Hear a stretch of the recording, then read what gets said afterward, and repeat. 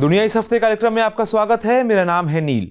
बीते हफ्ते की महत्वपूर्ण अंतर्राष्ट्रीय खबरों पर बात करने के लिए आज मैं फिर हाजिर हूं।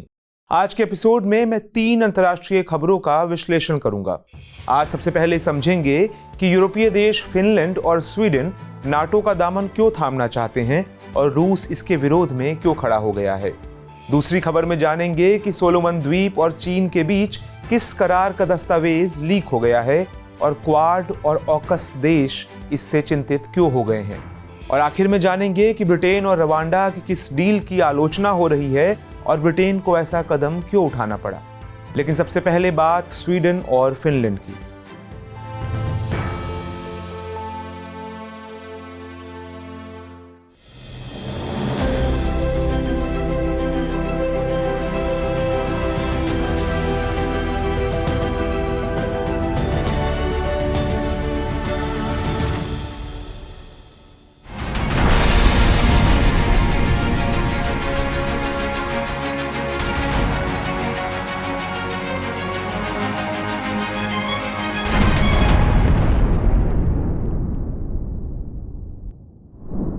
जब रूस ने यूक्रेन पर हमला किया तब लगभग पूरी दुनिया ने रूसी राष्ट्रपति व्लादिमीर पुतिन की मंशा पर ऐतराज जाहिर किया। सियासी पंडित इसे पुतिन की विस्तारवादी नीति का आगाज बताने लगे। वे प्रेसिडेंट पुतिन को एक ऐसे शिकारी की संज्ञा देने लगे जो दशकों से भूखा बैठा है। मतलब ये कि प्रेसिडेंट पुतिन यूक्रेन के बाद दूसरे यूरोपीय देशों का भी रुख करेंगे। वे आग लगाएंगे, बुझाएंगे और तनाव बनाए रखेंगे ताकि यूरोप में वो अपनी धाक जमा सके। अब जबकि यूक्रेन पर हमले के ठीक 2 महीने हो चुके हैं, तब रूस अपने बयानों से राजनीतिक पंडितों की भविष्यवाणी पर मुहर लगाता हुआ दिख रहा है। यूक्रेन के बाद अब स्वीडन और फिनलैंड ने नाटो की मेंबरशिप लेने की इच्छा जताई है। फिनलैंड की प्रधानमंत्री सना मरीन ने कहा कि अगले कुछ हफ्तों में वो नाटो में शामिल होने के मुद्दे पर फैसला कर सकती हैं। वहीं स्वीडन की प्रधानमंत्री मैग्डलेना एंडरसन ने भी नाटो की मेंबरशिप लेने की इच्छा व्यक्त की है। अब आप पूछ सकते हैं कि इसमें दिक्कत क्या है। असल में रूस ने चेतावनी दी है कि अगर स्वीडन और फिनलैंड नाटो में शामिल हुए तो रूस यूरोप के बाहरी इलाके में परमाणु हथियार और हाइपरसोनिक मिसाइल तैनात कर देगा। रूस की सुरक्षा परिषद के डिप्टी चेयरमैन दिमित्री मेदवेदेव ने चेतावनी दी है कि अगर फिनलैंड या स्वीडन नाटो में शामिल होने का फैसला करते हैं तो रूस बाल्टिक देशों और स्कैंडिनेविया के करीब परमाणु हथियार तैनात करेगा। यानी फिनलैंड और स्वीडन के नाटो में शामिल होने को लेकर रूस यूक्रेन की ही तर्ज पर हमले के लिए तैयार रहने की चेतावनी दे रहा है। दूसरी ओर स्वीडन और फिनलैंड उन देशों में से हैं जिन्होंने शीत युद्ध के दौरान तटस्थ रहने का फैसला किया था। ये देश खुद को गुटनिरपेक्ष बताते रहे हैं और यहाँ के नागरिकों में नाटो में शामिल होने को लेकर हमेशा ही विरोध का भाव रहा है। लेकिन यूक्रेन पर हमले के मद्देनजर इन देशों की सुरक्षा को लेकर सोच में बदलाव देखने को मिल रहा है। ऐसे में 2 सवाल हमारे सामने आकर खड़े होते हैं। पहला कि स्वीडन और फिनलैंड रूस के लिए क्यों अहम है, इतने अहम कि नाटो का दामन थामना रूस को नागवार गुजर रहा है। और दूसरा सवाल कि क्या स्वीडन और फिनलैंड अपनी तटस्थता का अंत कर रहे हैं। इन सवालों के अलावा दूसरे पहलुओं पर भी नजर डालेंगे, लेकिन सबसे पहले स्वीडन और फिनलैंड को जान लेते हैं। फिनलैंड और स्वीडन असल में नॉर्डिक देशों में आते हैं। नॉर्डिक उत्तरी यूरोप और उत्तरी अटलांटिक के खास भौगोलिक और सांस्कृतिक क्षेत्र को कहते हैं। नॉर्डिक देशों में मुख्य रूप से आइसलैंड, डेनमार्क, नॉर्वे, स्वीडन और फिनलैंड आते हैं। इन देशों के इतिहास, जीवन शैली और सामाजिक संरचनाओं में काफी समानता देखी जाती है। नक्शे पर गौर करें तो स्वीडन और फिनलैंड दोनों आपस में पड़ोसी देश हैं। फिनलैंड पश्चिम में स्वीडन, उत्तर में नॉर्वे और पूर्व में रूस से सीमा साझा करता है। वहीं स्वीडन के पश्चिम और उत्तर में नॉर्वे, पूर्व में फिनलैंड और दक्षिण पश्चिम में डेनमार्क है। दरअसल फिनलैंड और स्वीडन पर रूस की नाराजगी की वजह ऐतिहासिक है। बात 1808-1809 की है, जब स्वीडन और रूस के बीच फिनिश युद्ध हुआ।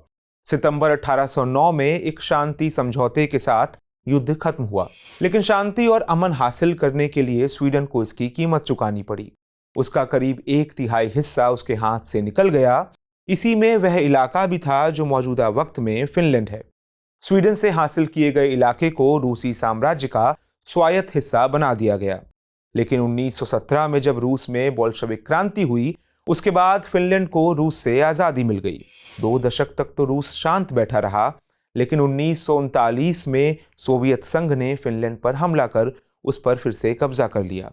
लेकिन फिनलैंड को हर हाल में आजादी चाहिए थी, लिहाजा 1940 में फिनलैंड को मजबूरन सोवियत संघ के साथ संधि करनी पड़ी। इस संधि को treaty of friendship, cooperation and mutual assistance कहा गया। इस समझौते के तहत फिनलैंड ने वादा किया कि वह तटस्थता के सिद्धांत पर अमल करेगा। इसके बाद 1949 में नाटो की भी नींव डल गई, लेकिन वादे के मुताबिक फिनलैंड ना तो नाटो में शामिल हुआ, ना ही सोवियत संघ के नेतृत्व वाले वॉर्सो पैक्ट का हिस्सा बना। यही वजह है कि रूस अब फिनलैंड को उसके पुराने वादे की याद दिला रहा है। लेकिन फिनलैंड का तर्क कुछ अलग है और वाजिब भी। मान लीजिए फिनलैंड ने नाटो में शामिल ना होने का वादा किया था, लेकिन यहां पर गौर करने वाली बात है कि फिनलैंड ने 1940 के दशक में जिस समझौते पर हामी भरी थी वह सोवियत यूनियन के साथ हुआ था। मगर 1991 में सोवियत संघ का विघटन हो गया और उसका नामो निशान मिट गया। सोवियत संघ बिखर कर 15-16 देश बन गए और सबसे बड़े खंड के तौर पर रूस को उसका उत्तराधिकारी राज्य माना गया। रूस का सिर्फ नाम ही नहीं बदला, उसकी व्यवस्था भी बदल गई।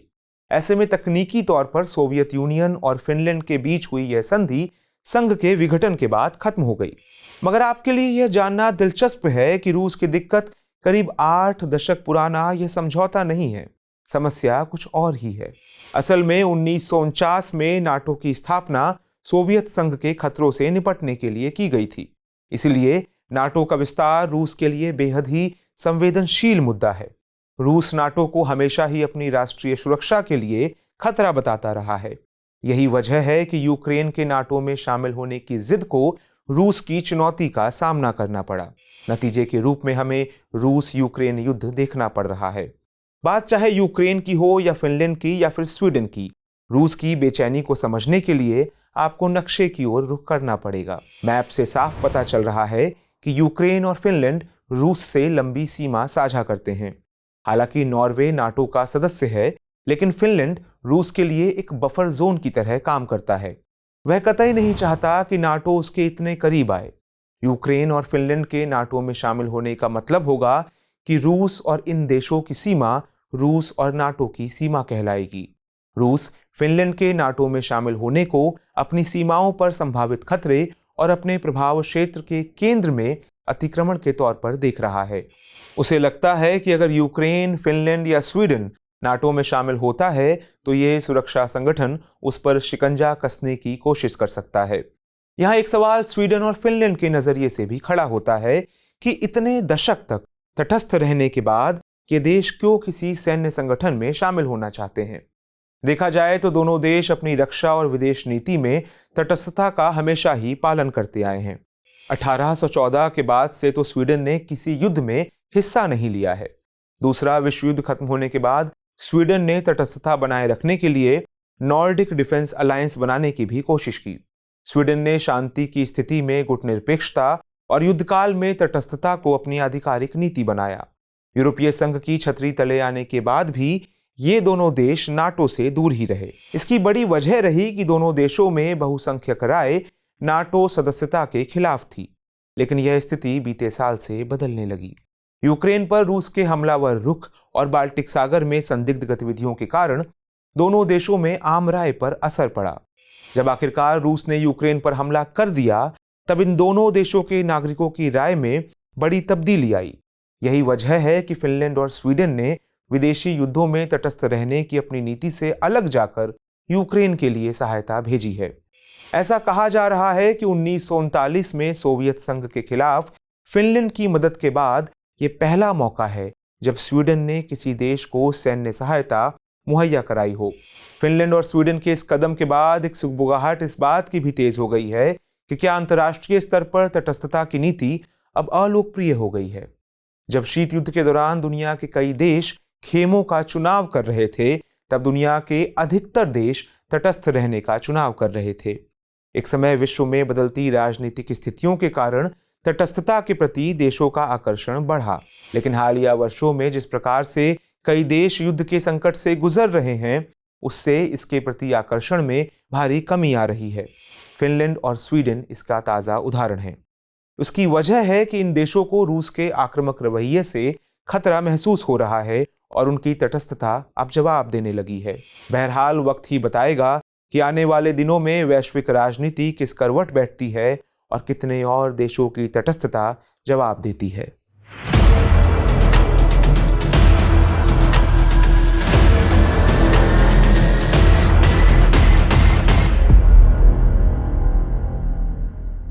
इन दिनों दक्षिण प्रशांत महासागर में मौजूद एक देश को लेकर न सिर्फ वैश्विक ताकतों के बीच सरगर्मियां तेज हो गई हैं, बल्कि उसके पड़ोसी देश न्यूजीलैंड और क्वाड देश ऑस्ट्रेलिया की भी नींद उड़ गई है। हालात की गंभीरता को देखते हुए ऑस्ट्रेलिया के प्रधानमंत्री स्कॉट मॉरिसन ने अपने प्रशांत क्षेत्र के मंत्री जेड सेसेल्जा को उस द्वीपीय देश की ओर तुरंत रवाना कर दिया। वहीं अमेरिका की ओर से इस मुद्दे को देखने के लिए एशिया क्षेत्र के टॉप एनएसए अधिकारी द्वीप का दौरा करने वाले हैं। उस द्वीपीय देश की अहमियत और हालात की गंभीरता का अंदाजा इस बात से भी लगाया जा सकता है कि यह एनएसए अधिकारी उस द्वीपीय देश का दौरा करने वाले पहले बड़े अधिकारी बन जाएंगे। असल में चीन ने उस देश के साथ एक हाई लेवल का सुरक्षा करार किया है। अब आप सोच रहे होंगे कि आखिर यह देश कौन सा है जिसे लेकर इतने बड़े बड़े कदम उठाए जा रहे हैं। यह देश वही है जो कुछ महीने पहले नागरिकों द्वारा किए गए उपद्रव को लेकर खासा चर्चा में रहा था। हम बात कर रहे हैं दक्षिण प्रशांत देश सोलोमन की। यह देश कई सारे द्वीपों का एक समूह है। नवंबर 2021 में यहाँ के नागरिकों ने सरकार के खिलाफ हल्ला बोल दिया था। इस विद्रोह की वजह कोई और नहीं बल्कि एशियाई देश चीन था। सोलोमन की चीन समर्थक सोगावरे सरकार ने अचानक से चीन को मान्यता देकर ताइवान से अपने राजनयिक संबंध खत्म कर लिए थे। क्या है पूरा मामला, इसे समझेंगे, पर आइए सबसे पहले सोलोमन आइलैंड के बारे में कुछ जान लेते हैं। सोलोमन देश लगभग 1000 द्वीपों का समूह है जो ऑस्ट्रेलिया से लगभग 1000 मील उत्तर पूर्व की ओर प्रशांत महासागर में स्थित है। यह दक्षिण पश्चिम में सोलोमन सागर से घिरा है, जबकि इसके पश्चिम में पपुआ न्यू गिनी मौजूद है। वनातू इसके दक्षिण पूर्व में स्थित है। ग्वाडलकैनाल इसका सबसे बड़ा द्वीप है और इसी पर सोलोमन की राजधानी होनियारा स्थित है। अपनी भौगोलिक स्थिति के कारण यह देश दक्षिणी प्रशांत महासागर की भू राजनीति में खासा अहमियत रखता है। हालिया दिनों में यह अपनी भू राजनीतिक स्थिति की बजाय एक करार को लेकर चर्चा में है। दरअसल हाल ही में इस करार से जुड़ा एक दस्तावेज लीक हो गया। इस दस्तावेज से पता चला है कि दक्षिण प्रशांत में मौजूद सोलोमन द्वीप चीन के साथ एक ऐसे समझौते पर पहुंच गया है जिसमें उनके बीच बड़े स्तर पर सुरक्षा सहयोग का करार है। इस क्षेत्र में चीन के लिए वह अपनी तरह का पहला करार है। हालांकि कई देशों की आपत्ति के बाद यह करार विवादों में घिर गया है। अब आप पूछ सकते हैं कि यह करार विवादों में क्यों है। दरअसल बीते दिनों सोशल मीडिया के जरिए एक दस्तावेज लीक हो गया। यह दस्तावेज सुरक्षा सहयोग पर चीन और सोलोमन द्वीप के बीच करार से जुड़ा था। दस्तावेज में यह प्रावधान था कि चीन अपनी पुलिस, सशस्त्र बल, सैन्य कर्मियों या अन्य कानून लागू करने वाली एजेंसियों को सोलोमन सरकार की गुजारिश पर उनके द्वीपों पर भेज सकता है, या फिर चीन को ऐसा लगता है कि सोलोमन द्वीप पर उसकी परियोजनाओं और कामगारों की सुरक्षा खतरे में है तो भी वो ऐसा कर सकता है। इस प्रावधान ने घरेलू और अंतर्राष्ट्रीय स्तर पर एक बड़ा विवाद पैदा कर दिया। दुनिया की महाशक्तियों को लग रहा है कि इससे दक्षिण प्रशांत इलाके में मौजूद सुरक्षा व्यवस्था भंग हो सकती है। इसके अलावा यह दस्तावेज चीन के नौसैनिक जहाजों को लॉजिस्टिक सहायता मुहैया कराने के लिए द्वीपों के उपयोग की भी अनुमति देता है। ऐसी अटकलें लगाई जा रही हैं कि चीन जिबूती के बाद सोलोमन द्वीप पर अपना अगला विदेशी नौसैनिक अड्डा बना सकता है। हालांकि सोलोमन द्वीप की सरकार ने किसी भी सैन्य अड्डे की संभावनाओं को खारिज कर दिया है, मगर इस तरह के करार को अंतिम रूप देने की बात से इनकार भी नहीं किया है। साथ ही इस बात को लेकर भी कुछ स्पष्ट नहीं किया गया है कि लीक हुए दस्तावेज में मौजूद प्रावधान अंतिम मसौदे में मौजूद प्रावधान से मेल खाते हैं या नहीं। यहाँ राहत की बात केवल इतनी है कि करार पर अभी दस्तखत होने बाकी हैं। अब सवाल है कि सोलोमन द्वीप में चीन की दिलचस्पी क्यों है। प्रशांत क्षेत्र दुनिया के उन चुनिंदा इलाकों में से है जहां कूटनीतिक मान्यता के लिए ताइवान और चीन के बीच होड़ लगी हुई है। चीन ताइवान को एक अलगाववादी क्षेत्र मानता है और अंतर्राष्ट्रीय मंच पर एक स्वतंत्र राज्य के तौर पर इसकी मान्यता का विरोध करता है। इसलिए वो उन देशों के साथ अपने कूटनीतिक रिश्ते कायम नहीं करता जो ताइवान को मान्यता देते हैं। सोलोमन द्वीप 6 प्रशांत द्वीपीय देशों में से एक था जिसके ताइवान के साथ आधिकारिक द्विपक्षीय रिश्ते थे। लेकिन 2019 में सोलोमन और किरिबाती ने अपनी दोस्ती बदल दी और चीन से हाथ मिला लिया।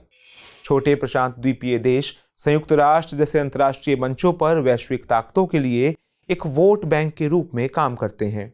साथ ही उन देशों में उनके छोटे आकार की तुलना में बड़े समुद्री आर्थिक क्षेत्र हैं। यही कारण है कि इन छोटे द्वीपीय देशों को एक बड़े महासागरीय राज्य के तौर पर भी देखा जाता है।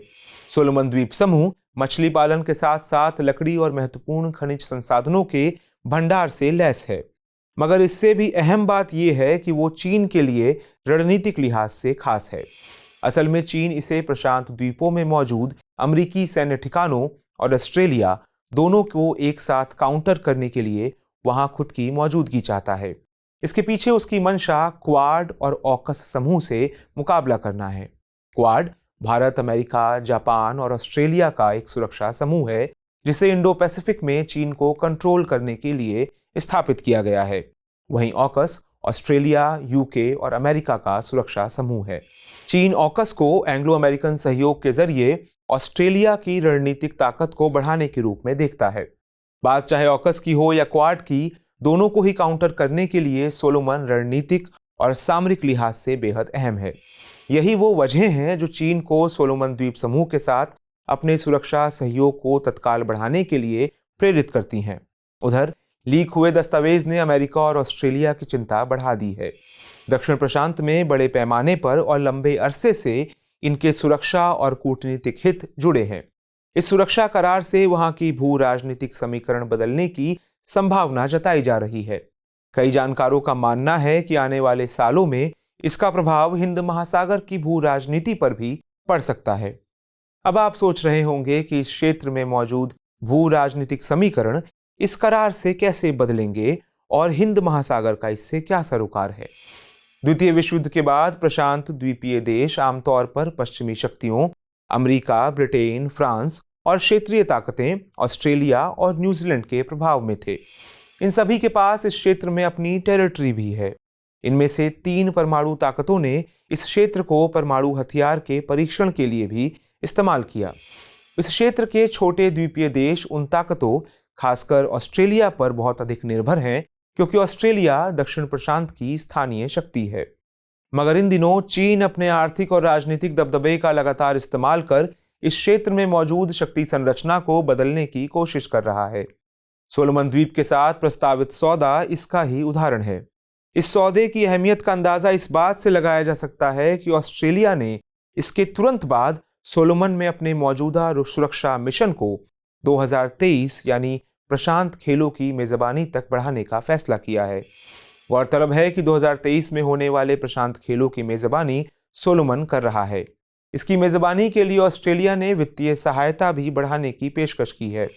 वहीं अमेरिका ने 29 साल के लंबे अंतराल के बाद होनियारा में अपना दूतावास फिर से खोलने की बात कही है, जबकि न्यूजीलैंड ने प्रशांत द्वीपों के सैन्यीकरण के प्रयास के लिए चीन की कड़ी आलोचना की है। इस रस्साकशी ने दक्षिण प्रशांत की भू राजनीति को नई दिशा दे दी है। हालांकि दक्षिण प्रशांत में चीन का इस तरह से उभरना एक तरफा नहीं है। क्वाड और ऑकस जैसी पहले से ही मौजूद ताकतों से इसका कड़ा मुकाबला रहा है, मगर अभी जो हो रहा है उसे देखते हुए इन समूहों की रणनीति और प्रयास को संदिग्ध माना जा रहा है। बहरहाल इनके पास अभी भी मौके हैं। दरअसल चीन की आर्थिक घुसपैठ की नीति के चलते इन छोटे छोटे द्वीपीय देशों की कमजोर आर्थिक और राजनीतिक सिस्टम पर प्रतिकूल प्रभाव पड़ रहा है। इससे इन द्वीपीय देशों के भीतर चीन के खिलाफ असंतोष पनप रहा है। नवंबर में होनियारा में हुए चीन विरोधी दंगे इसका ही उदाहरण है। वैश्विक और क्षेत्रीय ताकतों के बीच इस क्षेत्र में हो रही राजनीतिक उठापटक आने वाले सालों में इंडो पैसिफिक की भू राजनीति में भी बड़े बदलावों को लेकर आएगी। यह निश्चित ही भारत के हितों को भी प्रभावित करेगा। भारत पहले से ही क्वाड का मेंबर है। ऐसे में क्वाड के किसी भी मेंबर की सुरक्षा प्रभावित होना भारत के लिए पहले से ही चिंता का मुद्दा बना हुआ है। बहरहाल देखना दिलचस्प होगा कि आने वाले समय में इंडो पैसिफिक की भू राजनीति किस करवट बैठती है और दक्षिण प्रशांत में चीन की सक्रियता रंग ला पाती है या नहीं।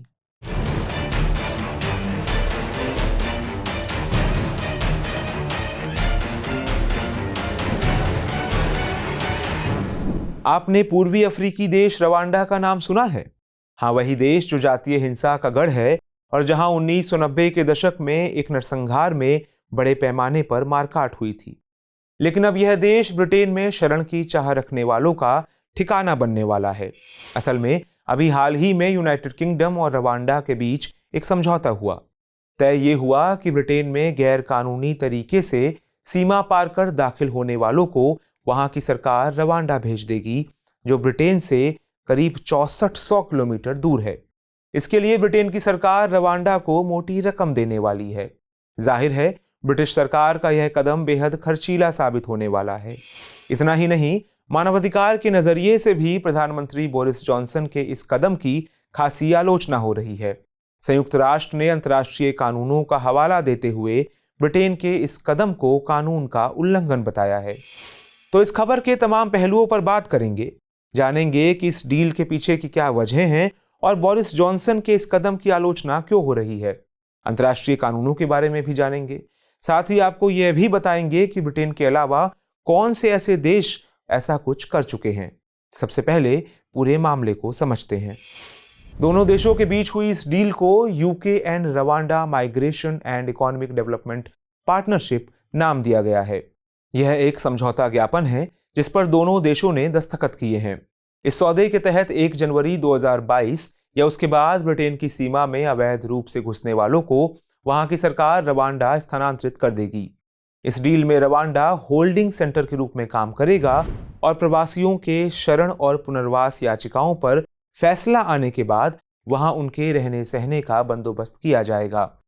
डील के मुताबिक पहले 5 साल में ब्रिटेन की सरकार रवांडा को 120 मिलियन पाउंड का भुगतान करेगी।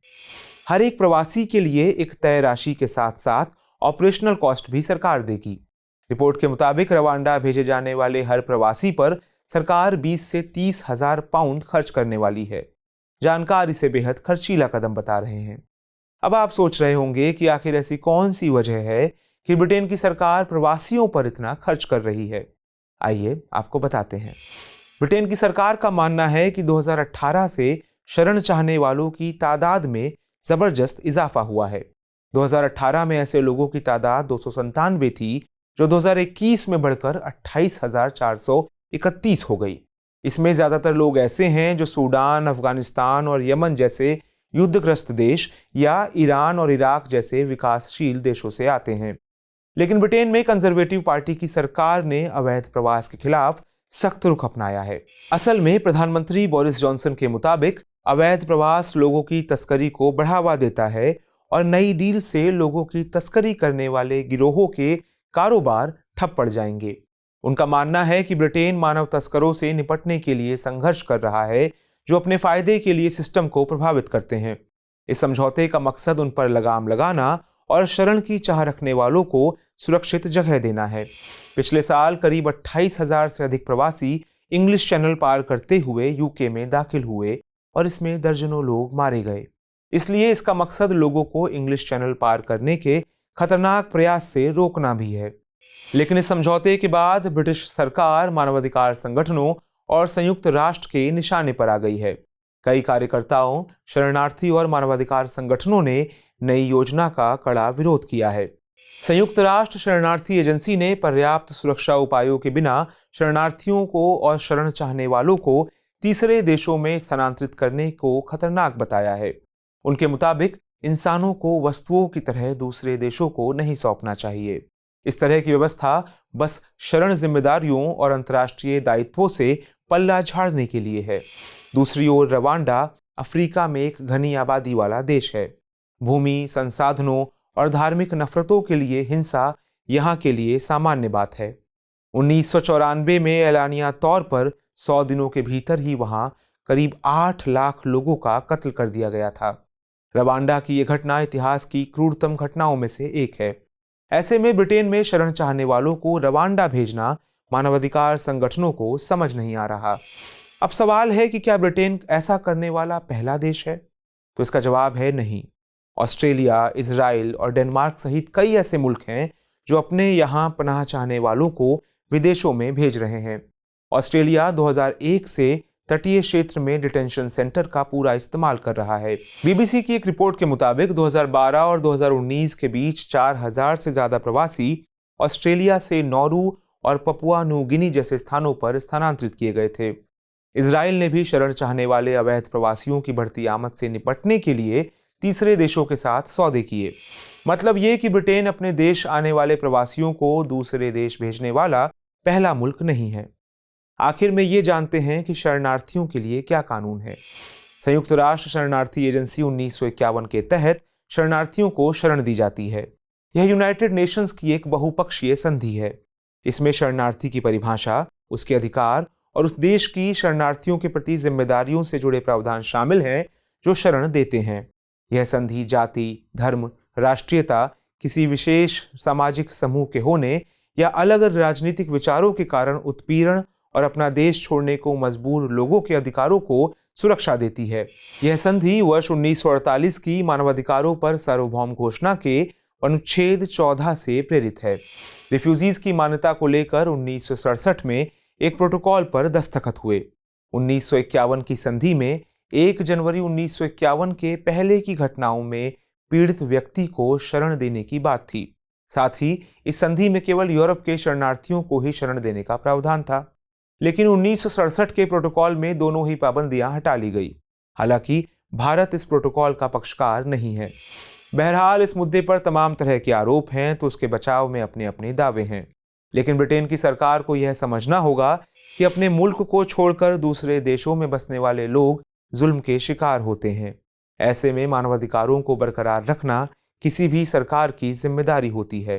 लिहाजा सरकार के तौर पर मानवाधिकार संगठन और कार्यकर्ताओं की चिंताओं पर तवज्जो देकर प्रवासियों की सुरक्षा सुनिश्चित करना उसकी जिम्मेदारी है।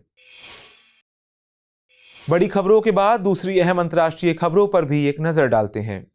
राजनीतिक उठापटक के बीच पैट्रिक अची को फिर से आइवरी कोस्ट के प्रधानमंत्री के तौर पर नियुक्त किया गया है। इसकी नियुक्ति की जानकारी आइवरी कोस्ट के राष्ट्रपति अलासेन ouattara ने दी।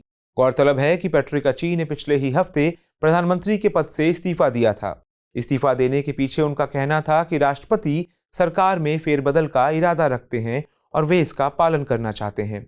आइवरी कोस्ट पश्चिमी अफ्रीका का एक देश है। उसकी राजधानी अबिदजान अटलांटिक महासागर के तट पर स्थित है। पहले से ही अलगाववाद की समस्या से जूझ रहे जिम्बाब्वे ने 18 अप्रैल को अपना 42वां आजादी दिवस मनाया। इस समारोह को जिम्बाब्वे के राष्ट्रपति इमरसन मनांगाग्वा द्वारा संबोधित किया गया। यह आजादी समारोह इसलिए खास था कि 1980 में आजादी मिलने के बाद इसे पहली बार राजधानी हरारे से बाहर आयोजित किया गया। इसे राजधानी से बाहर आयोजित करने का मकसद देशवासियों को यह पैगाम भेजना था कि सरकार सारे देश को एक धागे में पिरोना चाहती है। असल में जिम्बाब्वे का दक्षिण पश्चिमी इलाका कई सालों से अलग देश की मांग कर रहा है, जिससे यह क्षेत्र अक्सर अशांत रहता है। उधर संयुक्त राष्ट्र का दावा है कि यमन के हौथी विद्रोही बाल सैनिकों का इस्तेमाल बंद करने पर सहमत हो गए हैं। इसके लिए विद्रोही समूह के नेता अब्दुल एलू हजार ने एक एक्शन प्लान पर दस्तखत किए हैं। साथ ही उसने बच्चों की पहचान करने और उन्हें 6 महीने के भीतर रिहा करने का भी वादा किया है। दरअसल यमन पिछले 7 सालों से हूती विद्रोह के खिलाफ गृह युद्ध का सामना कर रहा है। बहरहाल यहाँ गौर करने की बात यह है कि हूती पहला समूह नहीं है जिसने बच्चों का इस्तेमाल लड़ाकों के तौर पर किया है। माली जैसे देशों में इस तरह के वाकये पहले देखे जा चुके हैं। अब देख लेते हैं आज की कहानियों पर आधारित सवालों को। पहला सवाल, स्वीडन और फिनलैंड तटस्थता की नीति का त्याग क्यों करना चाहते हैं? रूस यूक्रेन युद्ध के विशेष संदर्भ में परीक्षण कीजिए। दूसरा सवाल, चीन सोलोमन द्वीप के बीच हुए सुरक्षा सहयोग समझौते ने वैश्विक शक्तियों की नींद उड़ा दी है। यह करार दक्षिण प्रशांत की भू राजनीति को किस तरह प्रभावित करेगा, विवेचना कीजिए। तीसरा सवाल, प्रवासियों के संदर्भ में यूनाइटेड किंगडम और रवांडा के बीच होने वाला समझौता क्या है? इस समझौते के चलते उभर रही मानवाधिकार चिंताओं पर प्रकाश डालें। तो दुनिया इस हफ्ते के इस एपिसोड में इतना ही। मिलते हैं अगले सप्ताह नई कहानियों के साथ जो आपकी और हमारी दुनिया को बदल रही हैं। तब तक के लिए नमस्कार।